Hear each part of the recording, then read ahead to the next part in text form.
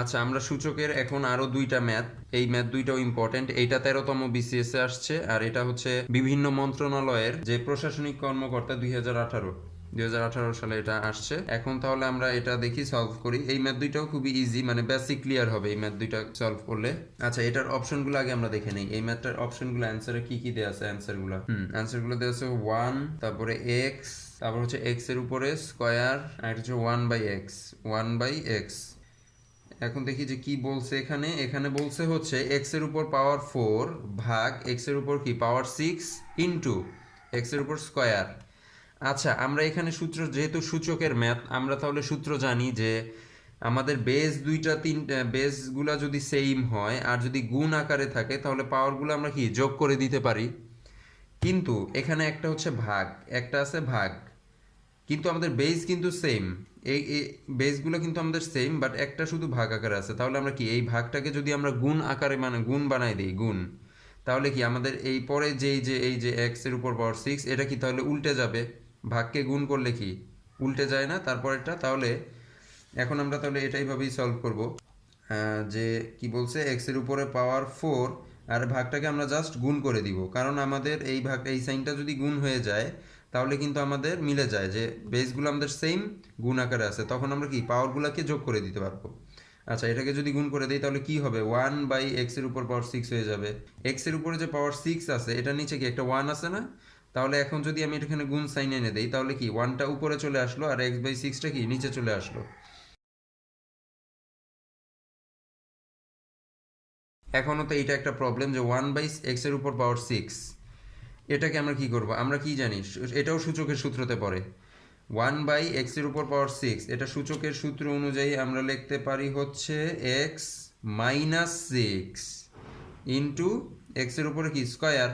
তাহলে এখন আমাদের হয়ে গেল যে বেসগুলো আমাদের সেম, গুণ আকারে আছে। তাহলে এখন জাস্ট আমরা পাওয়ারগুলোকে কি যোগ করে দিব, পাওয়ারগুলোকে যোগ করে দিব। এক্স এর উপরে কি 4 প্লাস -6 প্লাস 2, তাহলে কি হইলো আমাদের 4, আর এদিকে প্লাসে মাইনাসে -6 প্লাস 2, তাহলে এক্স 4 আর 2 কত, 6 -6, এর মানে কি 6 - 6 মানে কি 0। এক্স এর উপরে তাহলে কি 0। এখন এখন এইটাই কি আমাদের অ্যান্সার, যে এক্স এর উপর পাওয়ার 0? নো, আমরা জানি কি সূচকের ক্ষেত্রে আমাদের কোনো সংখ্যা যেটার উপর পাওয়ার যদি 0 হয়, তাহলে সেটার মান কত, 1। তাহলে আমাদের এইটার উপরে পাওয়ার কত, 0, তাহলে আমাদের এটার অ্যান্সার কত হবে, 1 হবে। এটার মান হয়ে যাবে কত, 1। তাহলে এটার মান হচ্ছে 1, তাহলে আমাদের অ্যান্সার হচ্ছে 1। এই যে 1 আমাদের অ্যান্সার। এটা আমাদের 13তম বিসিএস এর ম্যাথ।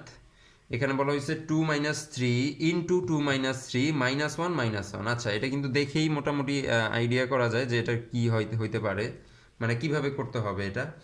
আগে এটার অ্যান্সারগুলো আমরা একটু দেখে নিই অপশনের। এটার অ্যান্সারগুলো বলা আছে হচ্ছে 5, তারপর -5, তারপর 1, আর হচ্ছে 1/5,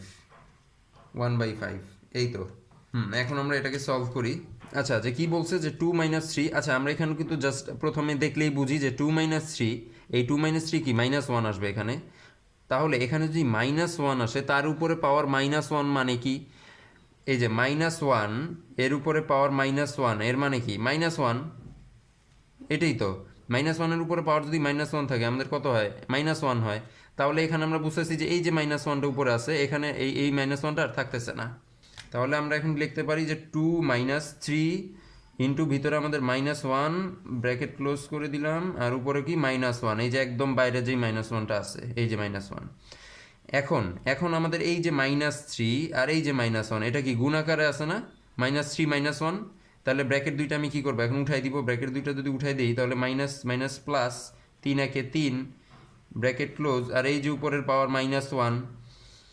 এখন 2 + 3 5, তার উপরে কি পাওয়ার -1, 5 এর উপরে পাওয়ার কি -1। আমরা এটাকে কি লিখতে পারি, 5 এর উপরে পাওয়ার -1, 5 এর উপরে পাওয়ার যদি থাকে -2, আমরা কি লিখতে পারি 1/5 স্কয়ার, 1/5 স্কয়ার লিখতে পারি আমরা সূচকের নিয়ম অনুযায়ী। তাহলে যেহেতু -1 আছে, তাহলে কি আমরা লিখবো 1/5, মানে এখন কি 5 এর উপরে -1 মানে পাওয়ারটা কি এখন 1, যখন পাওয়ার ছিল -2 তখন আমাদের নিচে চলে আসছে 5-এর উপর পাওয়ার 2, আর এখন 5-এর উপরে পাওয়ার কি 1 আসবে, আর 5-এর উপরে পাওয়ার 1 মানে কি 5, তাহলে আমাদের এটার কি অ্যান্সার কত হয়, আমাদের 1/5 আমাদের অ্যান্সার, এই যে এটা আমাদের অ্যান্সার 1/5।